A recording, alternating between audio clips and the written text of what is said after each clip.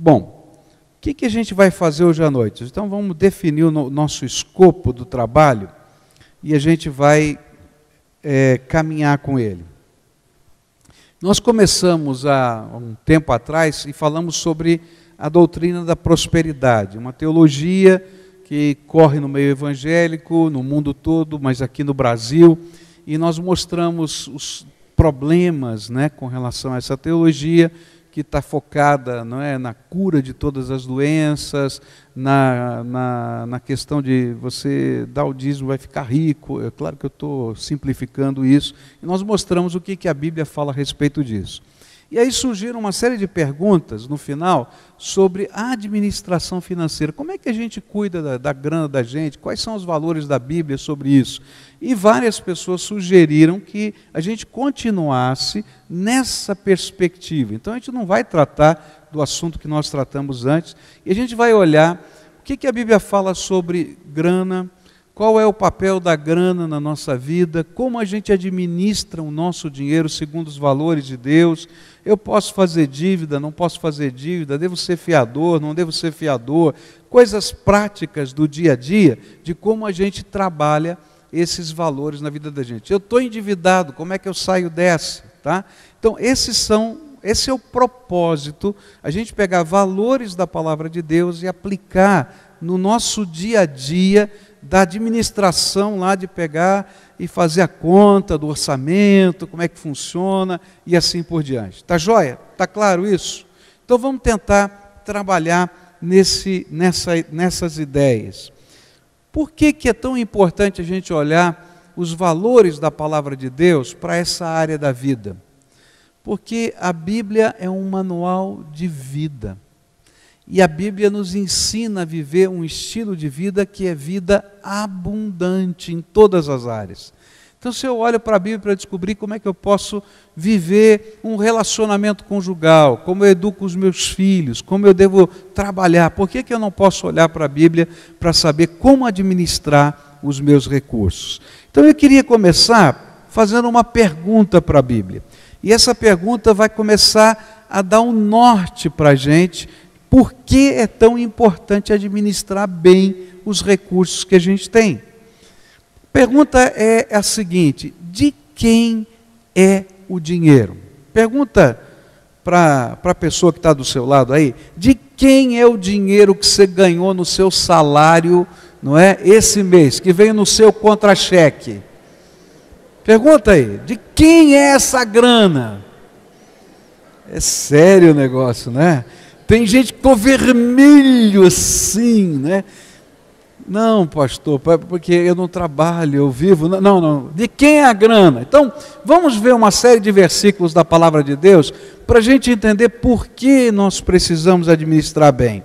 Ageu capítulo 2, versículo 8, diz assim: minha é a prata e meu é o ouro, diz o Senhor dos exércitos. De quem é o dinheiro? De Deus. Salmo 24, 1. Ao Senhor Deus pertencem o mundo e tudo que nele existe, a terra e todos os seres vivos que nela vivem são dele. Tudo é de Deus. Deuteronômio 8, 18. Lembrem do Senhor nosso Deus, pois é Ele quem lhes dá força para poderem conseguir riquezas. Vocês estão vendo que assim Ele está cumprindo a aliança feita por meio do juramento com os nossos antepassados. Por que eu estou colocando isso? Porque quando eu entendo que eu sou um administrador das coisas que Deus está colocando na minha vida, e que tudo na minha vida é para a glória de Deus, eu vou aprender a ser um bom administrador. Eu vou ser um administrador dos recursos naturais, da natureza, tá? Porque senão eu vou ter que prestar contas para o dono dessa natureza, mas eu também vou prestar contas a Deus da grana que eu recebo. E aí, quando eu tenho essa percepção, eu vou tentar ser o melhor administrador, para a glória de Deus. Segunda pergunta que eu queria fazer para a Bíblia é: qual é o plano de Deus para a grana que Ele colocou na nossa mão? Tá? E aí a gente vai aprender que Deus tem alguns propósitos diferentes para a grana que ele colocou na sua mão. Primeiro texto que eu quero ler é Romanos, capítulo 5. Olha só o que a Bíblia diz. Mas Deus dá prova do seu amor para conosco, em que quando éramos ainda pecadores, Cristo morreu por nós. A primeira coisa que a gente vai aprender é que Deus tem prazer em doar para nós as coisas que são dele. Se ele teve a alegria de dar o seu filho por nós, quanto mais todas as outras coisas.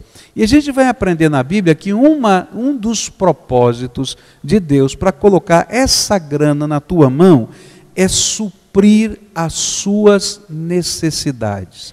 Então, o primeiro propósito de Deus, por que Ele está te dando essa grana? É suprir a sua necessidade.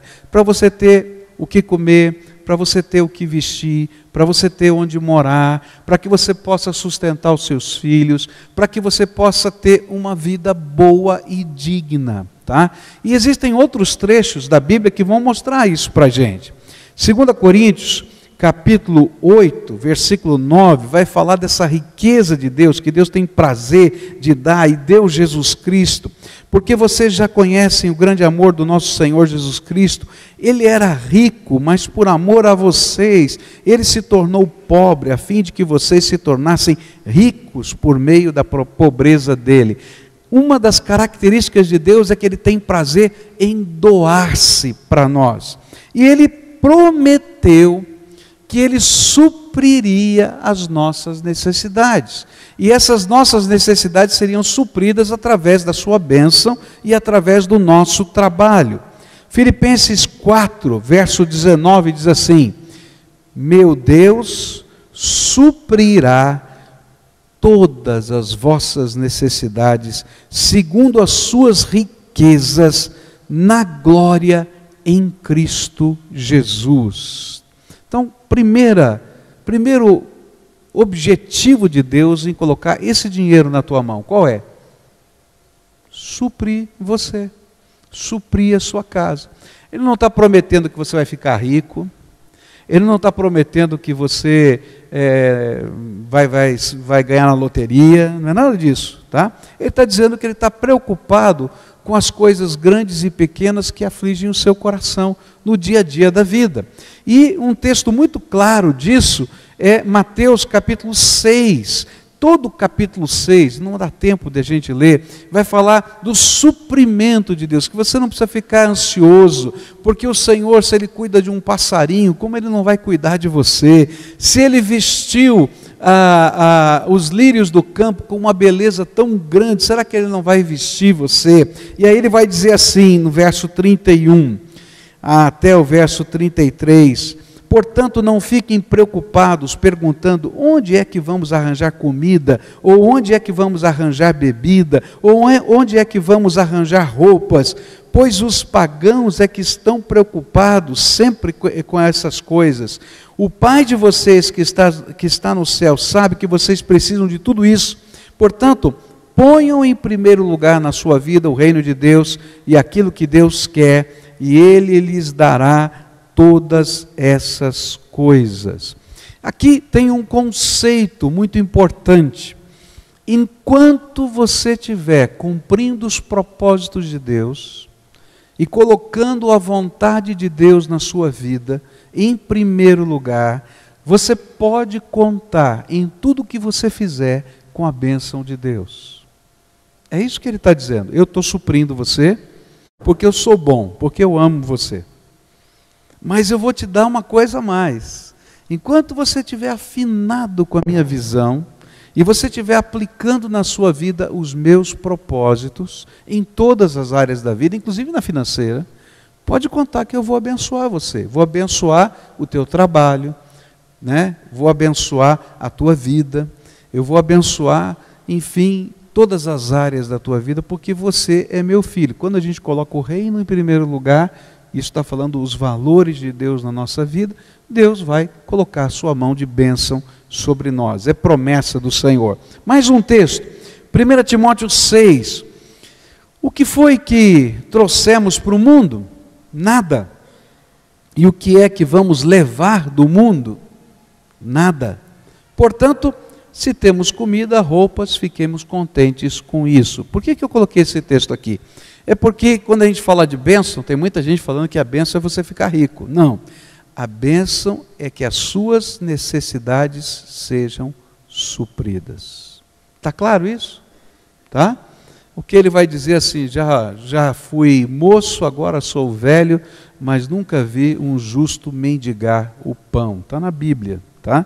Então, o que ele está dizendo? Deus vai cuidar. Ele não está prometendo riqueza, não está prometendo a casa da praia, não está prometendo uma mansão em Miami, não é nada disso não, tá? O que ele está falando é que ele está suprindo as suas necessidades através do seu trabalho, está abençoando a tua vida e ele vai te dar graça nisso. Uma das coisas que eu fico muito admirado nesse contexto, é que às vezes você vai encontrar alguns senhores aqui da nossa igreja que são aposentados, tá? São aposentados. Você sabe que a aposentadoria é complicada, né? Eu não sei se tem aposentado aqui, mas não é um grande salário, né? Fala a verdade, né? E eu tenho visto na minha vida de pastor muito aposentado emprestando dinheiro para o seu filho, que às vezes é um empresário lá, um executivo, etc., porque esse aposentado tem a bênção de Deus. Daquele pouquinho que ele ganha, ele consegue viver, consegue ter uma economiazinha e ainda ajuda o filho. Você está entendendo? Tá? É desse tipo de bênção que a palavra de Deus está falando, desse suprimento de Deus para a nossa vida. Segundo objetivo para a grana, que Deus está te dando. Tá? Segundo objetivo da grana, está descrito em vários textos da palavra de Deus. Eu vou dar aqui o tema, é suprir as necessidades de outras pessoas por nosso intermédio. É uma coisa interessante com o valor que a Bíblia dá para que a gente possa ser sensível à necessidade uns dos outros. E é importante que a gente entenda esse tema, porque naquele tempo, quando a Bíblia foi escrita, não tinha INSS não, porque aposentado ganha pouquinho, mas ganha. Naquele tempo ele não ganhava nada. E a Bíblia vai ensinar o valor da gente apoiar a família, de cuidar dos pais, de cuidar das pessoas que precisam da nossa ajuda, e que isso é uma coisa natural da vida humana. E ele vai colocar esse como um valor. A grana que Deus está te dando supre as suas necessidades, e na medida da bênção que Deus te dá, você tem que ser uma pessoa sensível para abençoar a vida de outras pessoas. Olha só o que a Bíblia vai dizer em Romanos, capítulo 12, versículo 13. Repartam com os irmãos necessitados o que vocês têm e recebam os estrangeiros na sua casa. É interessante que a Bíblia fala assim, não reparta o que você não tem, mas reparta o que você tem. Esse é um princípio da palavra de Deus. É aquilo que foi dito agora da multiplicação, não é? A multiplicação está justamente nessa percepção que a gente tem de que quem nos supre é Deus, que Deus está preocupado com o meu suprimento, mas Deus também está preocupado com o suprimento do outro, e que eu posso ser um instrumento de Deus para o suprimento de um filho dele. E na medida em que isso acontece tranquilamente no meu coração, eu vivo isso com sabedoria e Deus abençoa. Você está entendendo? Esse é um processo. Eu não estou falando para você repartir o que você não tem, mas se você tem, né? Eu acho muito bonito, porque uma vez a gente foi levar uma cesta básica para uma família, né? E aí a gente colocou, aquela pessoa agradeceu, colocou na mesa e começou a separar um pouco disso, um pouco daquilo outro. Eu fiquei olhando, o que essa pessoa vai fazer, né? E ela falou assim, pastor, vamos na casa da minha vizinha, que ela está numa situação mais difícil do que eu vou levar isso aqui para ela. Eu fiquei com meu coração torcia, assim, por que eu não trouxe duas? Não é? Mas aquela mulher estava me ensinando um valor de Deus na vida dela. Naquele livro Fé e Finanças, né, que muitos de vocês leram, né, e se não leram, vale a pena ler. Ele vai contar a história dos missionários que vão aprender a repartir. Enquanto a gente guarda o leite do neném escondido, vai acabar. Enquanto a gente reparte, Deus manda mais, porque Ele está trabalhando o suprimento tanto da minha vida quanto da vida do meu irmão. A palavra de Deus vai ensinar então esse tipo de liberalidade, que a gente olha para o outro e está preocupado. Salmo 37, verso 21, os maus pedem emprestado e não pagam, mas os bons são generosos em dar. Efésios 4, 28, quem roubava não roube mais, porém comece a trabalhar, a fim de viver honestamente e poder ajudar os pobres. 1 Timóteo 6,17 vai dizer, aos que têm riquezas neste mundo, ordene que não sejam orgulhosos e que não ponham sua esperança nessas riquezas, pois elas não dão segurança nenhuma, que eles ponham a sua esperança em Deus, que nos dá todas as coisas em grande quantidade para o nosso prazer. Mande que façam o bem, que sejam ricos em boas ações, que sejam generosos e estejam prontos para repartir com os outros aquilo que eles têm. Desse modo, eles juntarão para si mesmos um tesouro que será uma base firme para o futuro, e assim conseguirão receber a vida e verdadeira vida.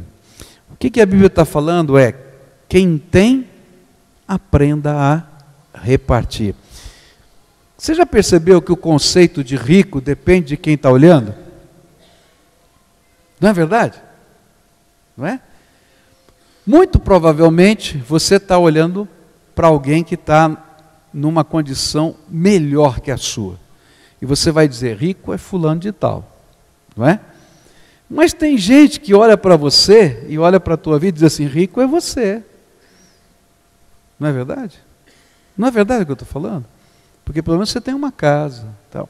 Então esse conceito que a palavra está colocando para a gente, é que a gente aprenda o princípio. Deus nos deu essa grana para nos suprir. Mas muitas vezes Deus vai ter toda a liberdade de tocar o nosso coração para suprir alguém. E não vai ser nada pesado se você entende que Ele é o dono da grana e que é Ele que supre você. E aí você tem a alegria de ajudar as pessoas. Ele não vai pedir para você fazer uma dívida, né? Não vai pedir para você emprestar o seu crédito, pelo amor de Deus, nunca faça isso. Que você empreste um talão de cheque para alguém, está entendendo? Para fazer negócio. Essas coisas não se faz. Mas Ele vai dizer para você repartir. Às vezes ajudar o seu pai financeiramente, ajudar a sua mãe na velhice financeiramente, ajudar um irmão, ou ajudar uma pessoa que Deus coloque no seu coração. E que isso seja a coisa mais natural de um servo de Deus. Está claro isso? Tá? Terceira razão pela qual Deus coloca grana na sua mão. E aí a Bíblia vai falar que o terceiro propósito é que através da sua vida, o ministério de Deus no mundo possa ser suprido. Suprir assim as necessidades do corpo de Cristo e expandir o reino de Deus. Então 1 Coríntios 16 vai dizer assim, todos os domingos cada um de vocês separe e guarde algum dinheiro, de acordo com o que cada um ganhou, e assim não haverá necessidade de recolher ofertas quando eu chegar. Ele diz, vai lá entregando todo domingo. Romanos 15 vai dizer, verso 24, espero fazer isso agora, gostaria de vê-los quando fizer a minha viagem para a Espanha, e gostaria também que vocês me ajudassem a ir até lá, depois de eu ter o prazer de estar com vocês por algum tempo.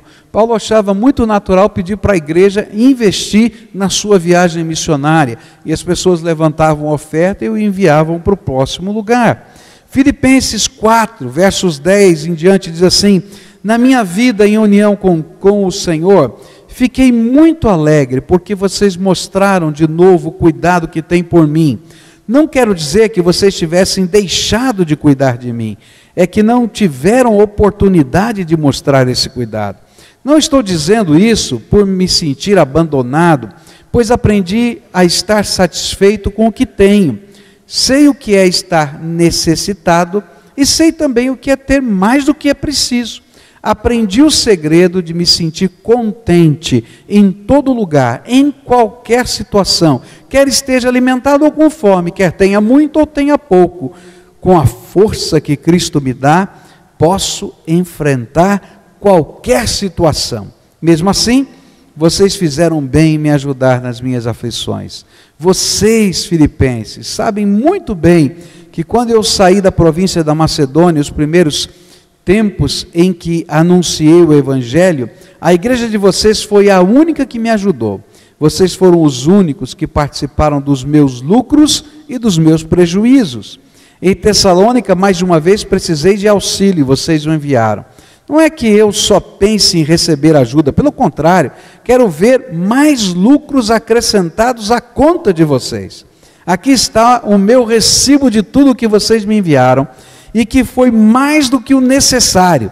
Tenho tudo o que preciso, especialmente agora que Epafrodito me trouxe as coisas que vocês mandaram, as quais são como um perfume suave oferecido a Deus, um sacrifício que Ele aceita e que lhe agrada. E o meu Deus, de acordo com as gloriosas riquezas que Ele tem para oferecer por meio de Cristo Jesus, lhes dará tudo o que vocês precisam.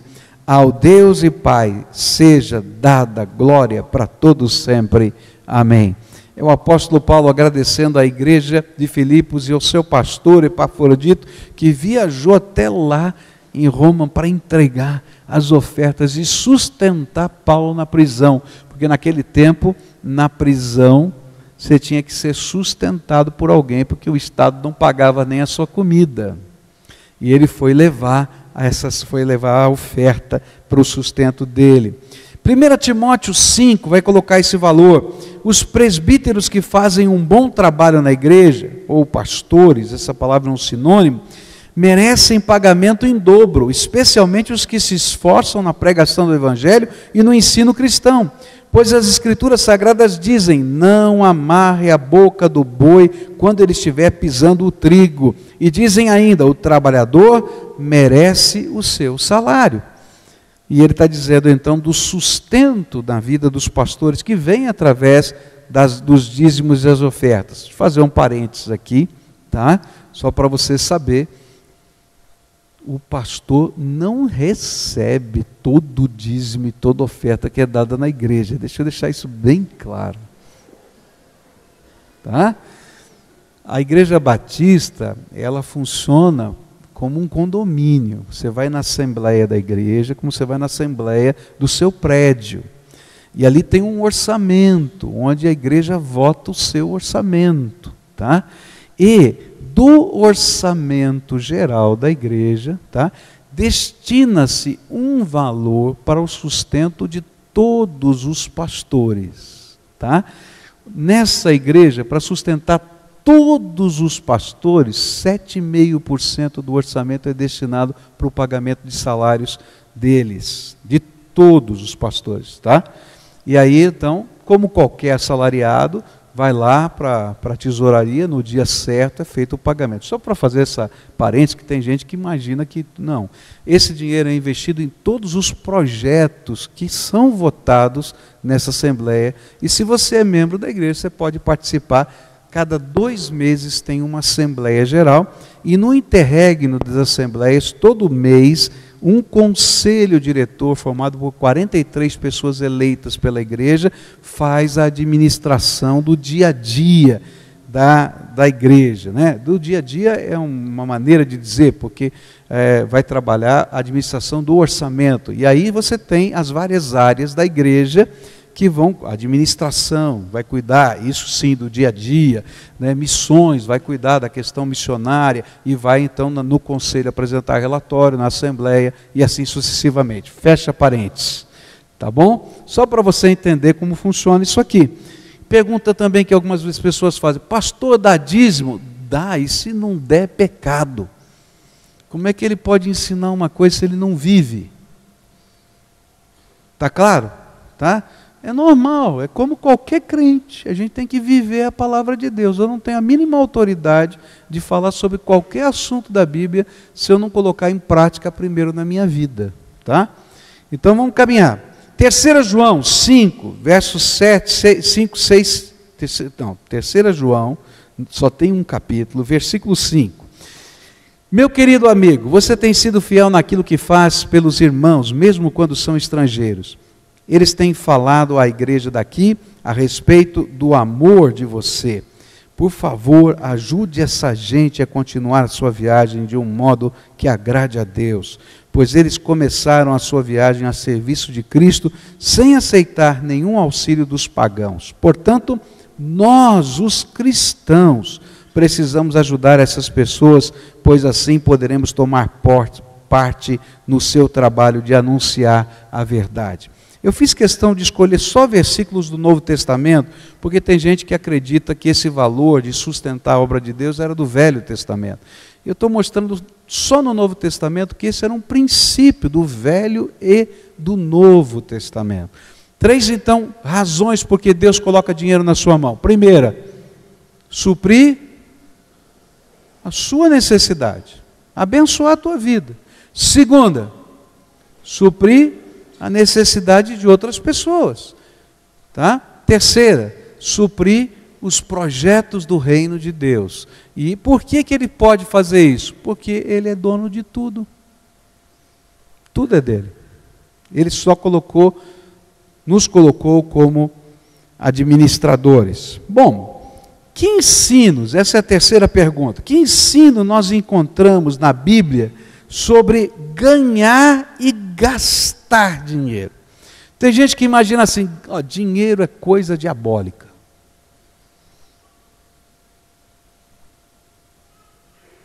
Outros dizem, não, dinheiro é coisa divina.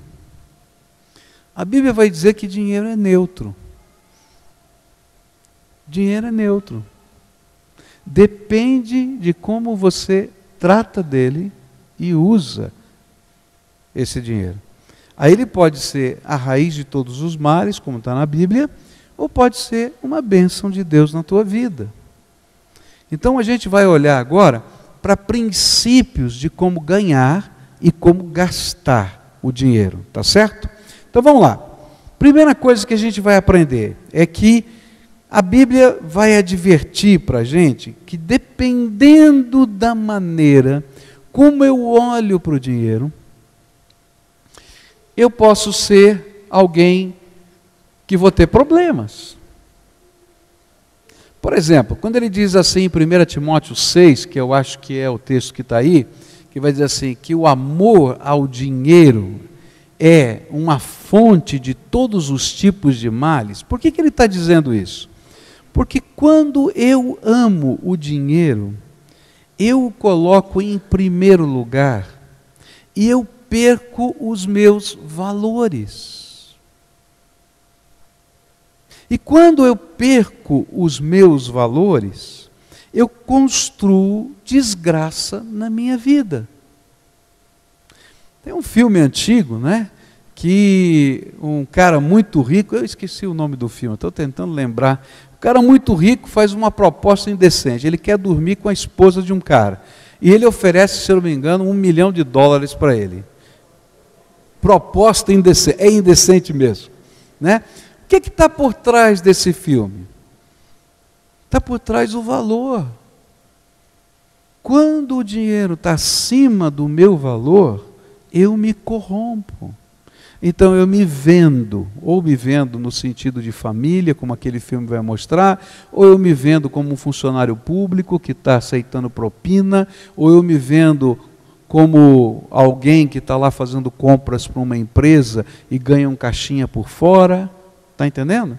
E aí o que está acontecendo? Males vêm sobre a minha vida porque eu estou amando o dinheiro.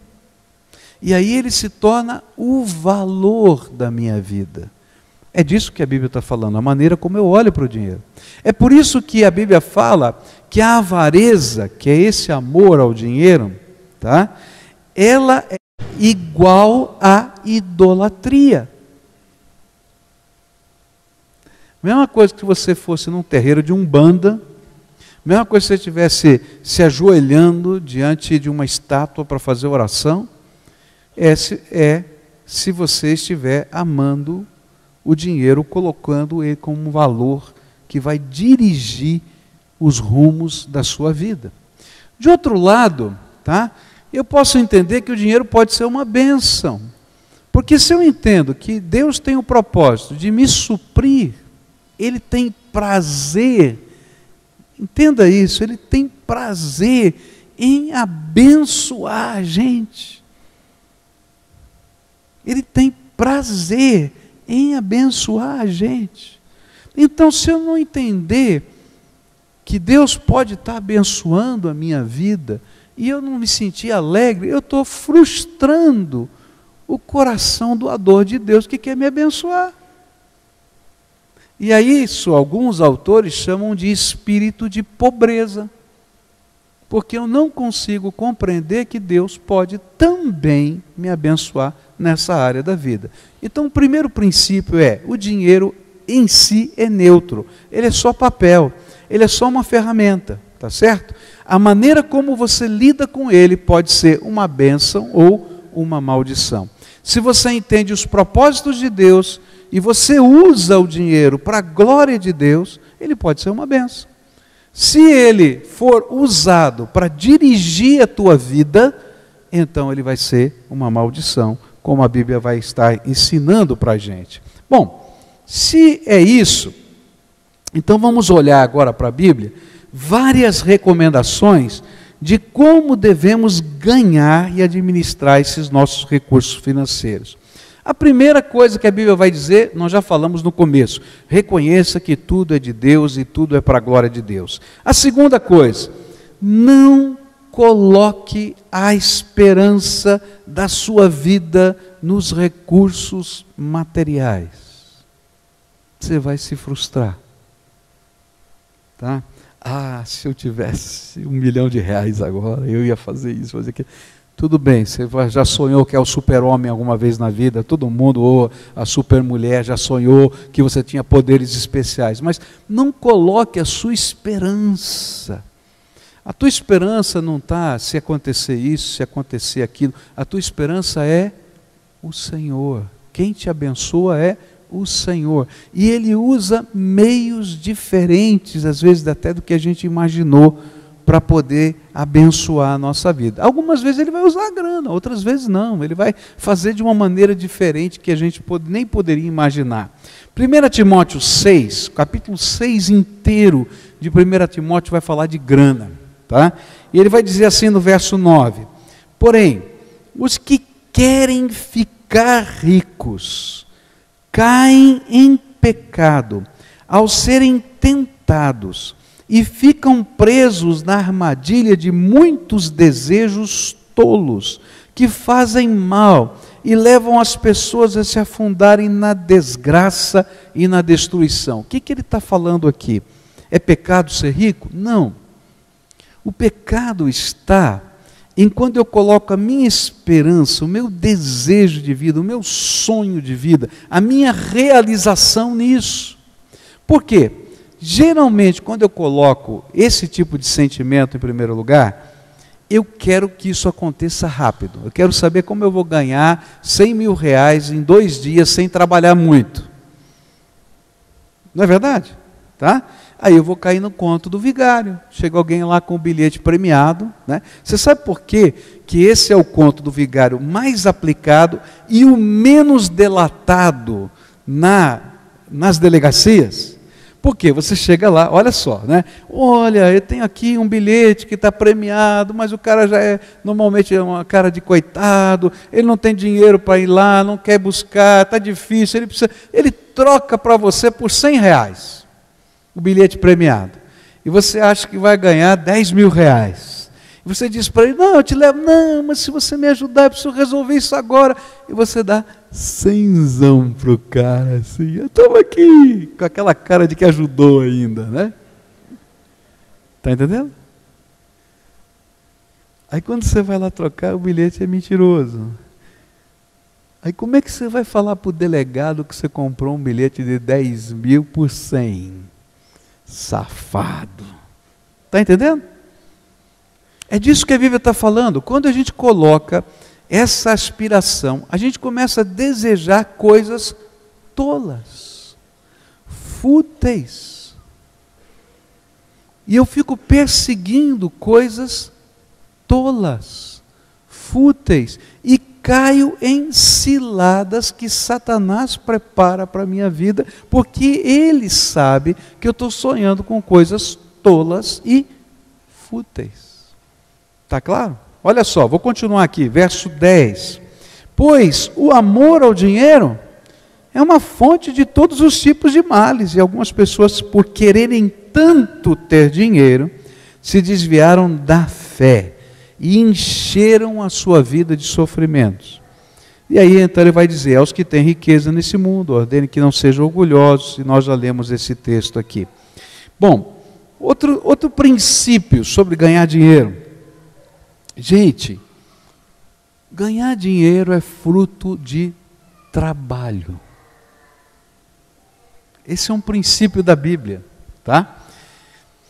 Ganhar dinheiro é fruto do trabalho. Você vai trabalhar, tá? E Deus vai abençoar o teu trabalho.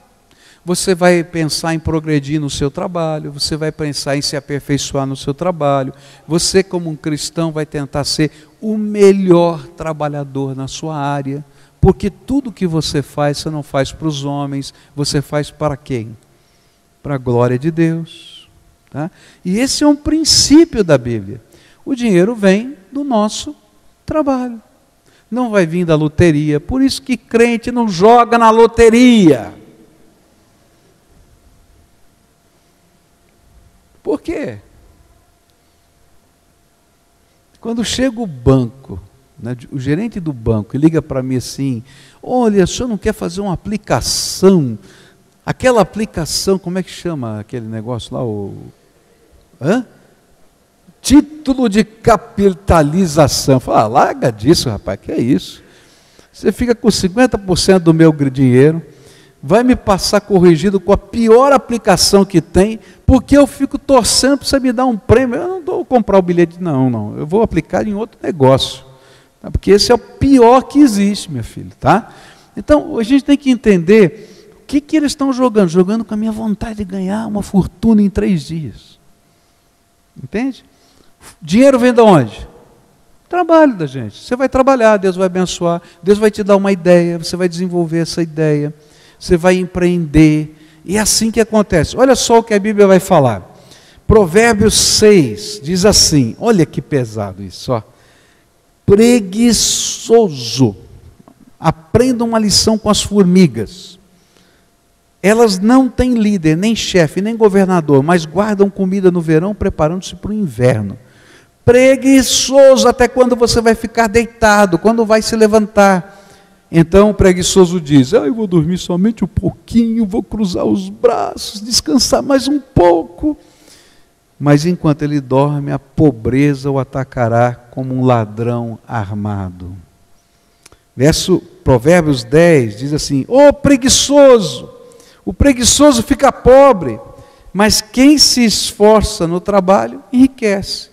Quem tem juízo colhe no tempo certo, mas quem dorme na época da colheita passa vergonha. Aqui tem várias coisas que eu não tenho como gastar tempo aqui, mas tem um princípio aqui, é o seguinte: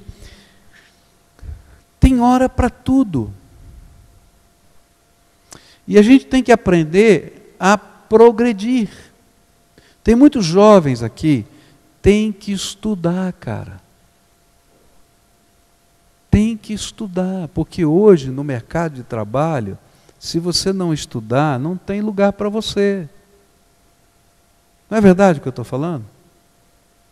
E se você tem cabelo branco, vai estudar de novo. Vai se preparar mais. Por quê? Aquilo que você aprendeu há 20 anos atrás, já não funciona mais. Se você não se aperfeiçoar, vem um garotão de 21 e passa você correndo. Estou errado? Não. Então o que a gente está aprendendo? A gente não dorme na hora da colheita. A gente tem que aproveitar as oportunidades que Deus dá na nossa vida para ganhar dinheiro. Eu não estou falando que esse é o alvo final, já falei isso para você. Mas Deus vai abençoar a tua mão abrindo portas. E você, como um bom administrador, porque tudo vem da graça de Deus, você vai entrar por essas portas. Porque as oportunidades que Deus te dá são oportunidades de bênção. Você vai poder aproveitá-las ou perdê-las.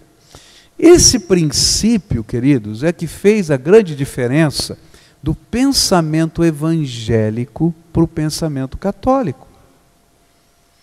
Se você estudar, por exemplo, a questão econômica, né, do pensamento dos reformadores, ele vai colocar esse princípio, que Deus vai abençoar o trabalho, que Deus abençoa as oportunidades, que a gente vai ganhar o dinheiro através do nosso suor.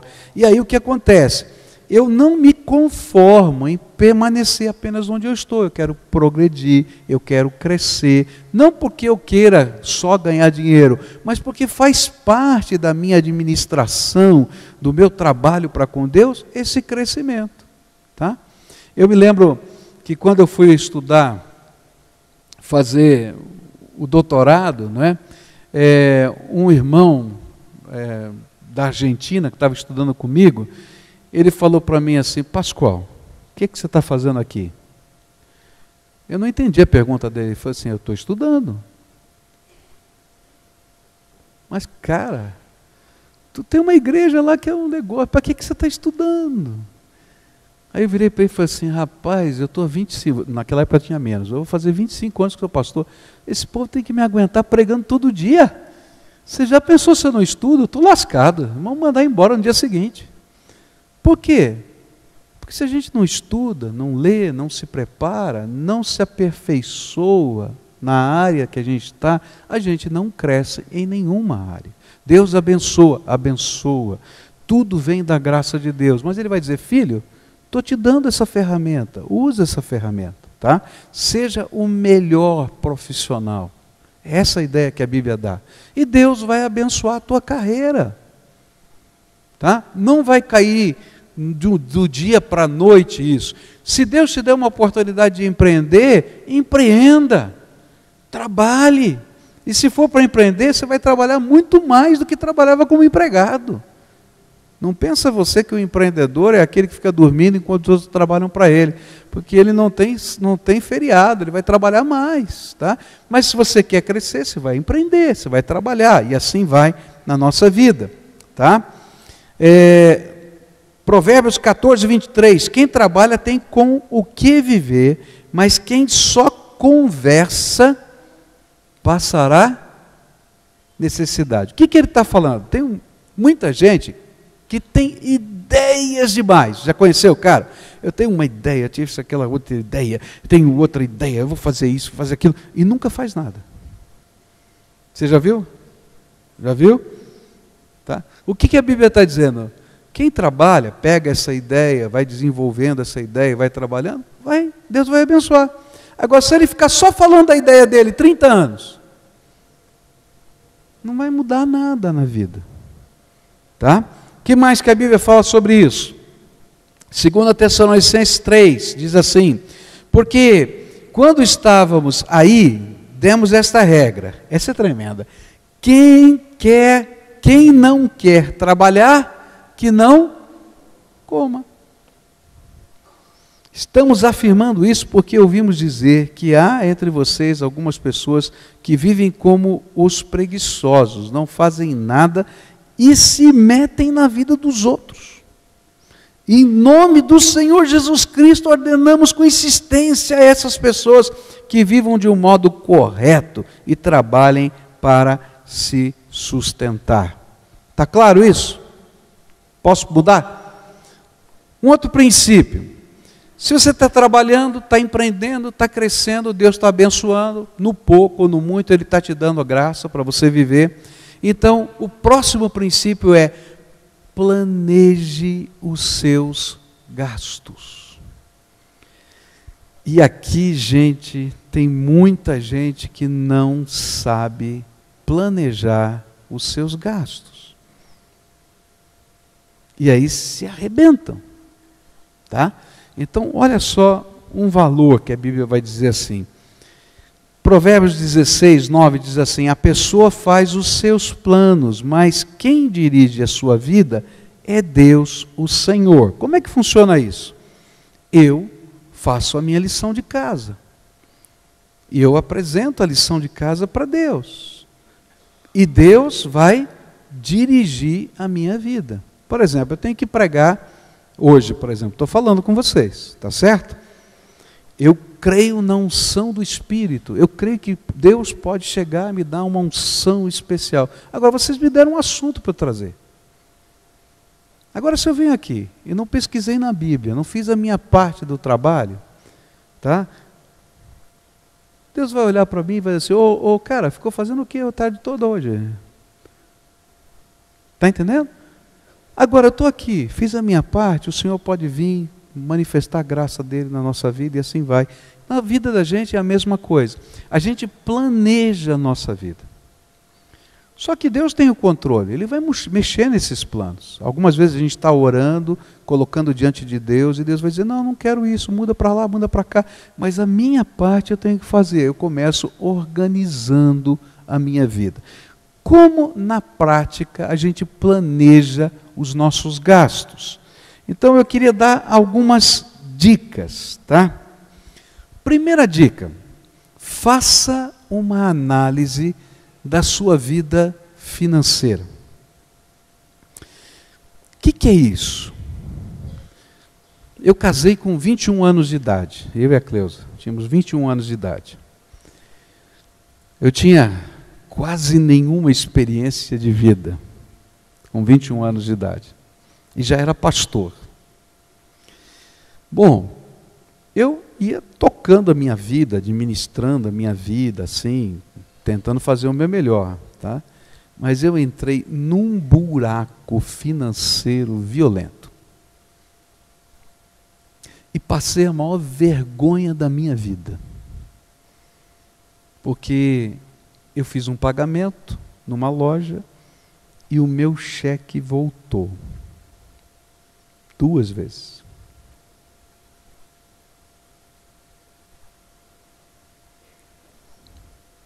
Está entendendo? Pastor. Eu tenho que confessar meu pecado aqui, é verdade? Aí eu fui e falei com o vice-presidente da igreja. Estou com um problema. Preciso resgatar um cheque naquela loja que voltou 2 vezes. E eu dou graças a Deus por aquele homem. Homem de Deus. Falei: pastor, eu vou te ajudar. Mas tem uma condição. O senhor me deixar ajudá-lo a administrar a sua vida. Como assim? Você sabe como administrar a vida? Eu falei: não, eu pego o saldo bancário, faço... Não. Você sabe quanto você gasta em cada coisa? Eu disse: não, mais ou menos, a gente faz lá uma... Não, eu estou perguntando se você sabe. Não. Então tá bom, vai lá pegar o teu cheque e volta aqui. Aí ele me deu a lição mais chata da vida. Ele falou para mim assim: você vai comprar um caderno e você e a sua esposa vão escrever nesse caderno durante 30 dias tudo que você gastar, não importa quanto seja, se foi 1 centavo, se for um cafezinho que você pagou, você vai entrar em casa, o caderno vai ficar em cima da mesa, chegou em casa é a primeira coisa que você anota. E depois você vai vir conversar comigo. Bom, eu estava numa situação horrível, né? Você acha que eu não ia fazer? Eu fui lá e fiz. O caderno chato. E o pior, que ele repetiu a lição por 3 meses seguidos, não aguentava mais aquele caderno. Só que foi uma coisa interessante. Eu achava que eu planejava os meus gastos, mas eu não sabia que eu tinha gastos quase que fixos, que eu achava que eram extemporâneos, mas que faziam parte do meu orçamento e eu nunca tinha contemplado os gastos. Eu não sabia, por exemplo, que eu gastava todo mês uma quantia, em média, em farmácia. A gente diz assim, não, farmácia é uma situação que acontece, mas não, acontece com uma certa frequência. E aí você começa a ter um gasto. Eu não sabia quanto eu gastava em pizza, eu era gordinho naquele tempo. A gente imagina que, não, comer uma pizzazinha e tal.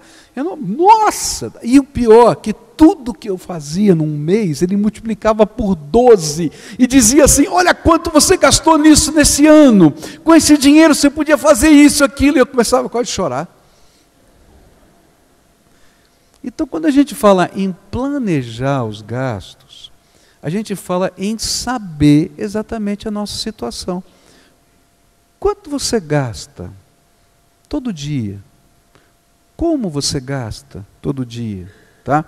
É uma coisa de disciplina, é chato. Ninguém ensinou a gente a fazer isso em casa. Quando a gente era criança, a gente não tinha que fazer isso.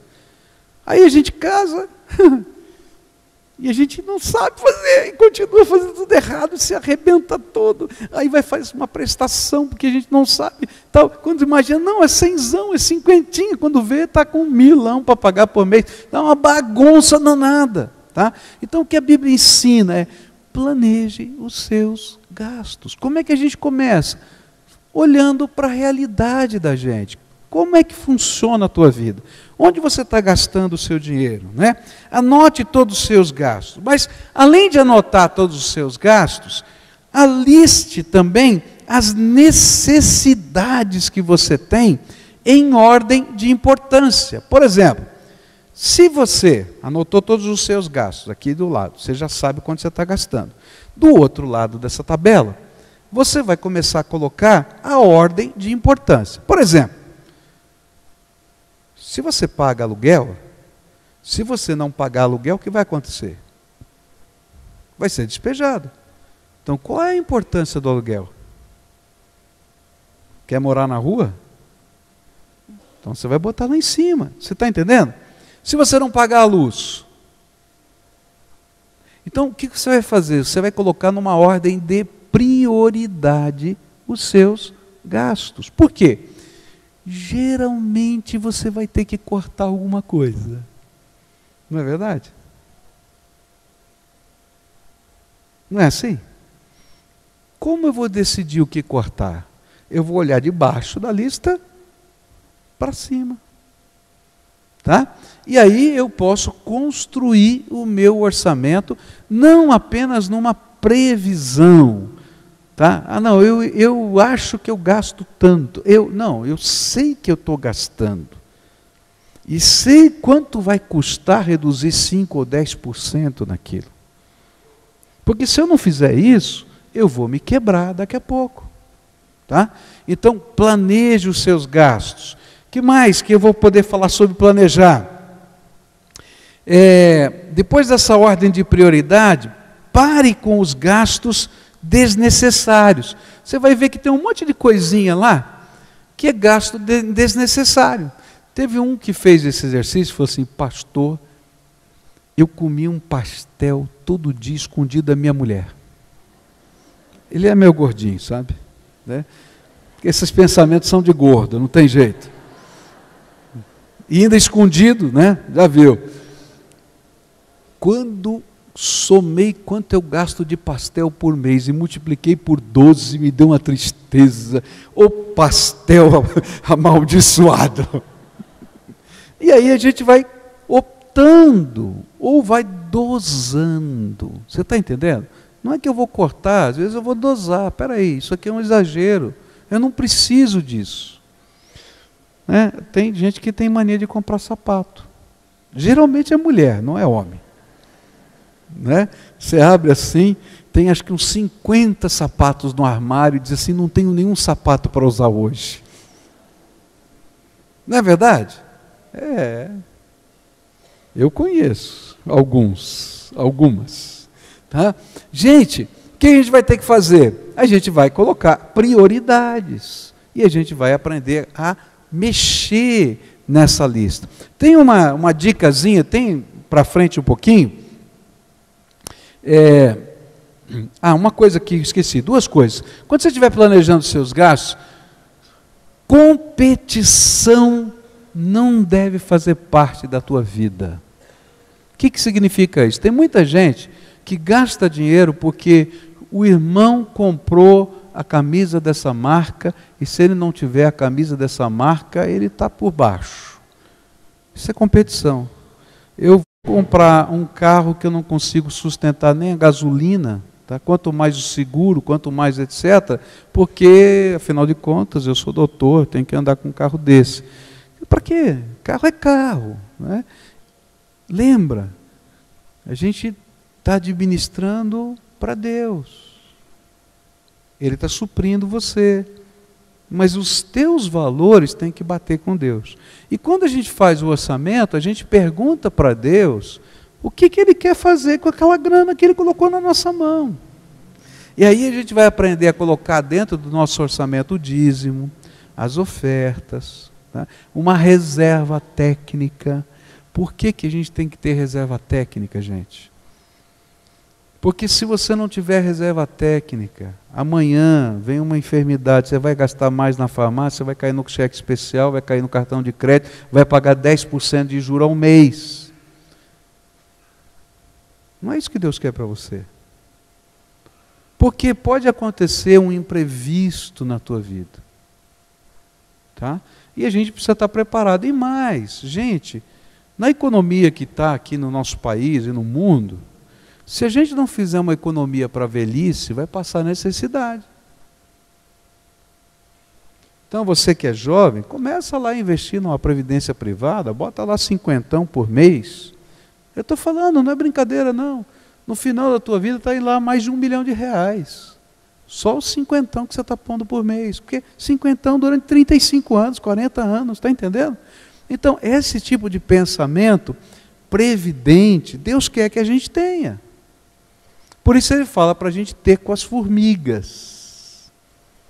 Porque a formiga faz a reserva para o inverno. Tá? Vamos continuar. Tem aqui uma dica, não sei se vai ter aí, depois eu vou ver se a gente disponibiliza. Tem muita coisa aí que você encontra na internet, você pode usar. Eu usei um material que foi feito pela Leila Prado, membro daqui da nossa igreja, que deu no encontro de casais, se não me falha a memória, alguns anos atrás. Então ele coloca lá, renda mensal bruta, salário, se você tem dinheiro emprestado, juros, dividendos, outras entradas, né? Esse deve ser bem bom esse cara, porque juros, dividendos, tudo bem. Vamos lá. Aí depois, descontos na fonte. Eu achei sensacional esse daqui. Descontos na fonte, dízimo e contribuição, imposto de renda, entendendo? Ele coloca como desconto na fonte, porque não é teu. Então aquilo que não é teu, você não fica, né? Aí renda disponível, né? É o A menos o B, renda líquida vai te dar. Então qual é o dinheiro que eu posso gastar? É a renda líquida. Não é o meu salário. Só aí vai dar uma diferença. Não é verdade? Então, dicas aí, vai passando rapidinho, né? Aí, custo de vida mensal. Na verdade, aí ela já começou a priorizar para a gente, tá? O que é o mais importante? Que são os custos de manutenção da vida. Então, eu vou colocar esses custos em primeiro lugar. E aí vai tocando rapidinho, que a gente não vai falar. Aí condomínio, telefone, jardineiro, empregado, alimentação, papapi, papapá, e aí vai embora, e ele vai colocando, vai classificando, e você vai depois organizar os seus gastos, tá bom? Ter um orçamento confiável, não uma suposição de gastos, que seja verdadeiro, te ajuda a planejar a tua vida financeira. Tá? Muita gente tem um orçamento, como eu tinha aos 21 anos, mas não prestava, eu não sabia quanto eu gastava em cada coisa, eu achava que eu gastava. Quando chegava no final do mês não dava certo, né? Porque a gente não tem dados reais. Muito bem, a palavra do Senhor vai dizer, né, que tudo isso aqui a gente coloca debaixo do propósito de Deus. E a Bíblia diz, deleita-te também no Senhor e Ele te concederá o que deseja o teu coração. E eu acho sensacional isso, porque alguns desejos do nosso coração, talvez até não sejam prioridades, mas Deus nos dá só porque Ele gosta de suprir a nossa vida. E quando a gente faz a lição de casa, Deus diz assim, esse aqui é um servo bom, vou abençoar. E aí ele abre a porta. E aí ele vai te dar aquele dengo que você imaginava, né, que não vai dar. Ele dá, porque ele ama você. E quando você recebe, você fica até assim, porque você está sendo tão sério ali naquela coisa. Eu fiquei sério naquilo, né? Senhor, e agora? Eu falei, não, mas estou te dando. Curte. É bênção para a tua vida. E é assim que Deus trabalha com a gente, tá?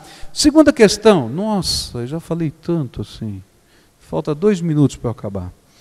Então, eu quero falar então sobre dívida. Porque eu não posso falar sobre administração financeira sem falar de dívida. Tem muita gente enterrada na dívida. Tá? Então, alguns princípios aqui.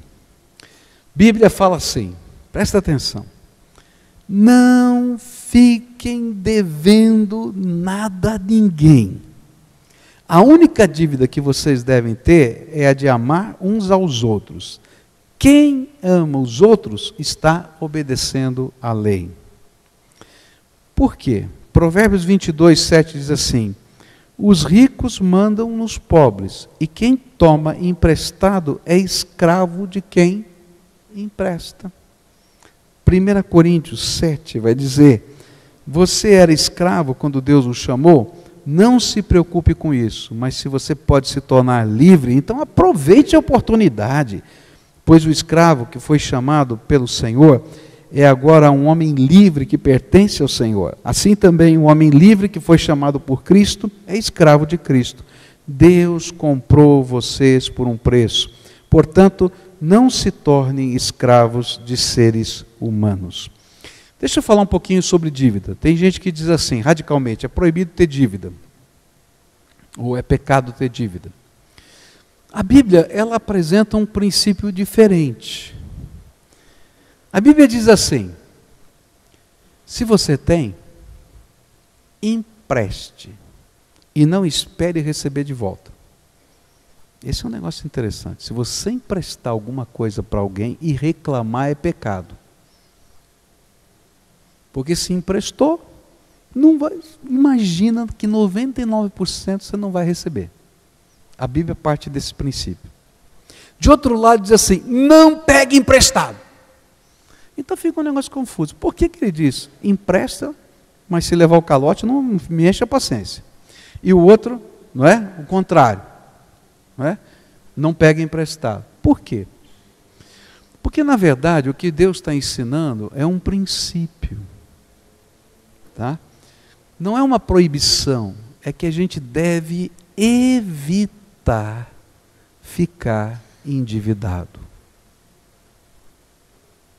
Se você me perguntar, então eu não vou fazer nenhuma dívida, não vou poder comprar uma casa à prestação, eu diria para você, provavelmente, se você não comprar a prestação, você nunca vai ter a casa.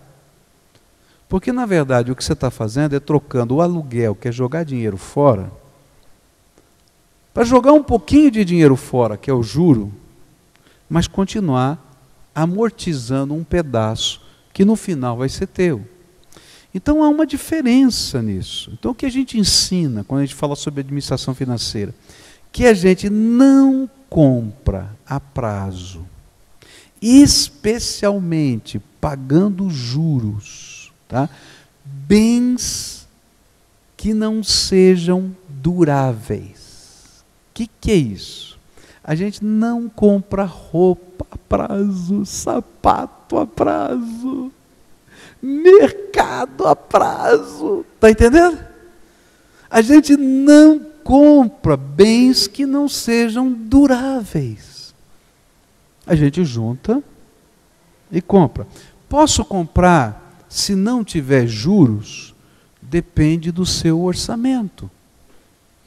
Porque se você não vai pagar juros, ainda que tudo tenha um juro embutido, porém, né, a gente imagina que não tem, então você pode comprar desde que, tá, o seu orçamento comporte.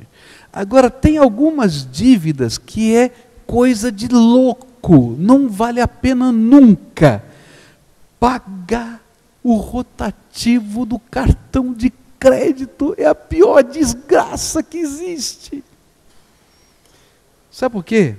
Não existe juro mais alto no mercado do que o cartão de crédito.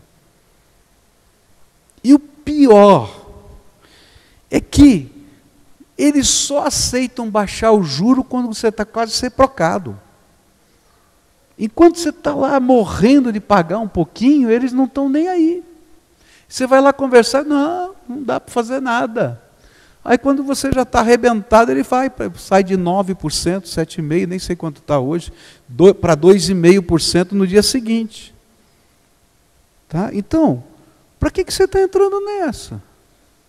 Posso ter cartão de crédito? Pode, desde que o valor da fatura seja pago integralmente no mês seguinte e que você tenha dotação orçamentária. Se você não coloca lá no seu orçamento que aquele é o valor que você pode gastar no cartão, e você vai gastar isso por mês, você vai se quebrar. Aí você vai entrar no rotativo. E quando você entrou no rotativo, 10%, gente, quase 10% por mês. Outra coisa que a gente não faz, cheque especial. Cheque especial. É igual cartão de crédito, só um pouquinho mais barato. Deve dar 1 ou 2% mais barato. Não sei, Davi, é mais ou menos isso. 1 ou 2% mais barato. Mas deve estar na faixa de 7,5%, se não me falha a memória, é isso? Os mais baratos, né? Os mais baratos. Tá? Gente, não vale a pena. Tá? Então, a gente foge das dívidas. Por quê? Porque você, quando colocar tudo que você pagou de juro para o banco, no final de um ano, você vai chorar.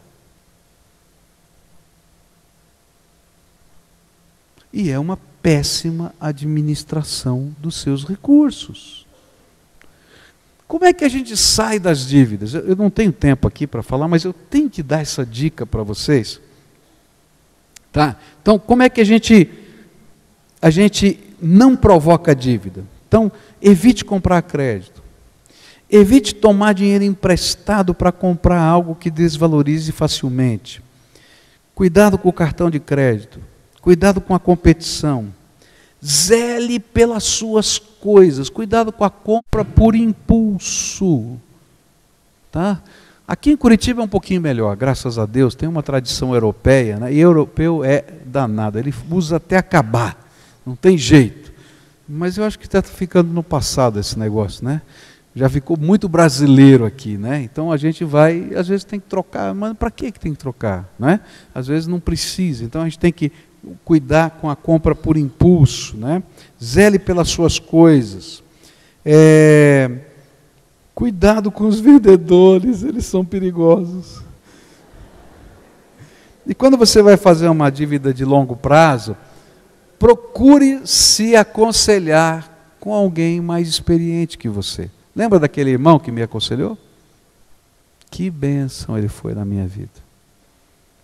Eu aprendi a viver com aquela lição triste do meu erro, mas eu tive uma bênção que foi um irmão mais velho que ajudou um pastor no começo da sua carreira a não fazer besteira mais. Eu tenho vergonha de falar isso que eu contei para vocês. Mas Deus usou para me abençoar, para transformar a minha vida. Tá? A Bíblia diz em Provérbios 11, quando não há sábia direção, o povo cai, mas na multidão de conselheiros há segurança. Bom, como é que a gente sai das dívidas? Então eu vou dar algumas dicas, tem um formuláriozinho que a gente apresenta aí para você. A gente lista as dívidas, todas. Não sei porquê o cara que está endividado sempre tem mais uma dívida na gaveta que ele sempre esquece. Você já viu isso? Não é verdade? Então tem que puxar tudo, porque você tem que ver qual é a melhor maneira para sair da sua dívida. Tá? Primeira coisa que você vai fazer então é listar todas essas dívidas. Tá? Então você precisa saber exatamente onde está a sua dívida. Você tem que saber exatamente onde você está gastando o seu dinheiro. Então, Antes de listar a tua dívida, você tem que ter feito a lição de casa do seu orçamento, para saber exatamente onde está o teu dinheiro, o que você está fazendo, quanto você ganha, quanto você precisa para viver, coisas que você não pode cortar de jeito nenhum. Você tem que saber, senão você não consegue planejar a saída dessa situação. Tá? Muito bem, depois que você fez isso, você tem que olhar e pensar assim, tem algo que eu possa vender? Por quê? Porque, queridos, às vezes eu não vou conseguir pagar a minha dívida só com a economia. E aí talvez você vai ter que vender um bem. Antes que o juro sobre o juro sobre o juro vire uma montanha que você não consegue andar. Então você vai vender a guitarra, vai vender a bicicleta, vai vender o aparelho dentário. Não, isso ninguém compra, não tem jeito. Não é? Vai ter que vender alguma coisa. Tá? Às vezes não tem nada para vender. Então, outra pergunta que a gente faz, tem como eu ter mais um trabalho? Querido, porque o dinheiro vem de onde? Trabalho. E sabe, quando a gente entra numa dívida e a gente usa o segundo turno de trabalho, a gente vai ficar muito mais esperto para não entrar na próxima dívida outra vez. Tá? Então eu posso fazer salgado para vender, eu posso fazer alguma outra coisa, tá? Eu vou manter o meu emprego, mas eu vou fazer mais alguma coisa. O que mais a gente faz? Bom, depois que a gente olhou isso, e junto com o olhar, a gente vai ter que olhar para o perfil da nossa dívida. Tá? E eu tenho que aprender a renegociar a minha dívida. Então como é que a gente vai? A gente vai procurar os nossos credores e dizer, ó, não estou conseguindo pagar, vou ficar ruim aqui, vamos renegociar, me dá um prazo, diminui o juro e vai ter que conversar. Outra coisa que a gente olha, a gente faz, toda vez que você for pagar uma dívida, você tem um critério de pagamento. Primeiro, você tem que pagar os menores valores, para você limpar um monte de gente batendo na tua casa, telefonando para você e cobrando na porta. Tá? Paga os menores mais rápido, que é o maior número de pessoas, você vai pagar. E você vai pagar, ou vai renegociar, os maiores juros, porque eles te dão um maior prejuízo. Tá? Tem uma coisa horrível que eu vou falar aqui para você. Tá? Eu vou falar, tá? Porque é verdade, mas é horrível. É que às vezes, quando a tua dívida está no banco, você tem que ficar inadimplente primeiro, para depois conseguir uma boa negociação no banco. Porque enquanto você estiver respirando, o cara vai tirar teu suor até o fim. Eu não estou brincando, eu falando, faz parte da política. Você parou de pagar, o gerente reduz em 50% o teu juro. No dia seguinte, porque ele perde ponto na agência se ele não negociar a dívida. E se essa dívida for para um nível superior, então ele já perdeu o ponto e aí vai entrar num outro patamar que vai reduzir mais 30%, 40%. Então, eu não estou falando para você ficar caloteiro, não entenda errado, tá? Pelo amor de Deus, o pastor me ensinou a ser caloteiro. Não, não é isso. Eu estou falando que existe uma política nessas instituições. Então, a gente tem que ver o custo-benefício de todas as coisas. Tá? Porque ficar inadimplente num banco representa você não ter crédito por 5 anos. Tá? Representa você não operar com talão de cheque por 5 anos. Tá? Então você tem que saber qual é o nível da tua complicação para poder sair disso. Meu tempo acabou, já passei 12 minutos do tempo que a gente tinha. Tá?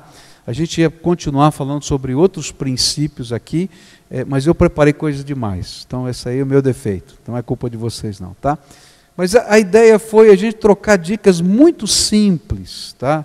Não tem nada de novo no que eu estou falando, é coisa muito simples de administração financeira. E a gente tem 15 minutos, que nós temos para terminar 9h30, são 9h12 agora, então mais 15 minutos, depois a gente vai orar, vai encerrar. Se alguém tiver alguma pergunta, alguma dúvida aqui e quiser fazer, pode usar o microfone agora para a gente conversar. Esse é o nosso critério do nosso encontro doutrinário, tá? Se tiver, corre para o microfone para a gente conversar, né? E a gente vai caminhar. Tranquilo? Sem perguntas hoje? Então tem lição de casa. O caderno. Compra o caderno e bota na entrada de casa.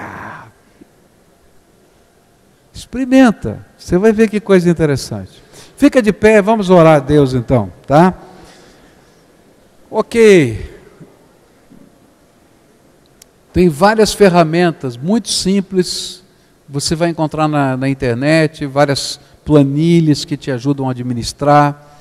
Tem alguns cuidados que a gente tem que tomar que eu não falei. Cuidado com a fiança. Ser fiador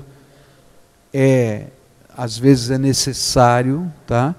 Mas se você for fiador, tenha provisão para pagar aquilo, porque se a pessoa não pagar, o problema é teu e não adianta reclamar, tá? Então por isso que a Bíblia fala, cuidado com a fiança, tá? Então não adianta eu só afiançar, eu tenho que saber se esse cara não pagar, eu consigo pagar isso aqui, tá? Então se eu consigo, vale a pena, tal. Muitas vezes a gente tem que fazer fiança, tá? Por quê? Porque você tem um irmão, tem um pai, tem uma mãe, tem uma situação, mas eu tenho que colocar no meu orçamento, dizer, se isso não acontecer, não adianta reclamar. A Bíblia é muito séria com isso, não adianta ficar reclamando dos outros. Nós tomamos as nossas decisões com relação à grana. Está claro isso? Então vamos orar e pedir a bênção de Deus na nossa vida, tá bom? Eu vou pedir que Deus abençoe a tua vida financeira. Eu vou pedir isso, porque eu creio que Deus pode abençoar. Mas eu vou pedir que Ele te dê sabedoria para você fazer a lição de casa, que é administrar bem o que Deus te dá. Porque Paulo vai dizendo para a gente, eu aprendi a viver bem em toda e qualquer situação. Senhor Jesus, nós te agradecemos pela tua palavra, que é viva, eficaz, sábia, e a tua palavra nos ensina a viver as coisas mais simples da vida e as mais complicadas da vida. E com relação à administração financeira da nossa vida, em determinados momentos parece ser a coisa mais simples, mas em outros, Senhor, parece ser a coisa mais complicada. Eu já vivi na minha vida, Senhor, os momentos que pareciam ser simples e os momentos que eu chorava porque eu não sabia o que fazer. E eu te louvo, Pai, porque o Senhor ensina a cada um de nós, no seu tempo, a sermos sábios na administração daquilo que é teu e que o Senhor colocou na nossa mão, primeiro para nos suprir, depois para abençoar outras pessoas e depois para colocar o avanço do reino como projeto da nossa vida. Quero te pedir que o Senhor abençoe cada casa, cada família, cada jovem, cada marido, cada esposa, cada chefe de lar aqui, nas mais variadas circunstâncias da vida, e que o Senhor dê sabedoria, que o Senhor dê discernimento, que o Senhor abençoe a obra das mãos desses teus filhos, que o Senhor os abençoe fazendo progredir na vida profissional, que o Senhor abençoe nos seus estudos, que o Senhor abençoe nos empreendimentos, que o Senhor abençoe e que o Senhor possa estar ensinando-os a viver segundo os teus parâmetros. É aquilo que oramos em nome de Jesus. Amém e amém.